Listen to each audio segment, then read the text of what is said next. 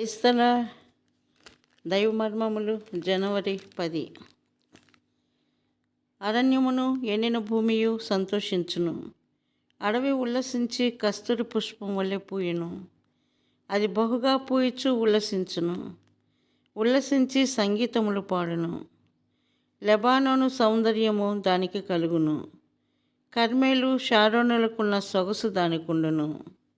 అవి యెహోవా మహిమను, మన దేవుని తేజస్సును చూచును.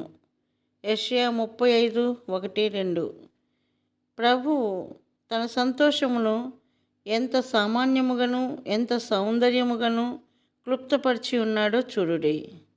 ఒక మనుషుని అవిధేయత ద్వారా పాపము ఈ లోకములో ప్రవేశించినప్పుడు అది శాపమును తీసుకుని వచ్చెను. ఆ శాపము వలన ముండ్లు, గచ్చపొదలు, నిష్ఫల స్థితి, నిరాశ ప్రతి చోట కనిపించుచున్నవి.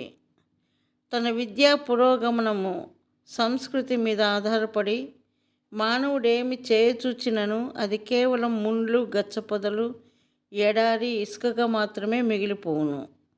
ప్రతి గృహమునందును ముండ్లు, గచ్చపొదలు గలవు.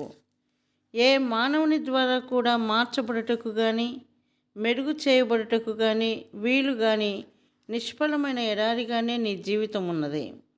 అయితే దేవుడు ఏమి చెప్పుచున్నాడో చూడుము. అడవి కస్తూరి పుష్పం వలె పూయును. అది బహుగా పూయిచు ఉల్లసించును.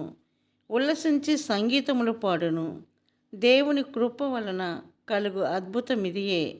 మన జీవితములు గొడ్డుబారినవిగాను నిష్ఫలములుగాను అగుటకు కారణమైన పాపమును క్షమించుట మాత్రమే కాక ఆయన తన ప్రేమ ద్వారా ఆ నిష్ఫల జీవితమును, ఎండిన జీవితమును కస్తూరి వనముగా చేయుటకు ఇష్టపడుచున్నాడు.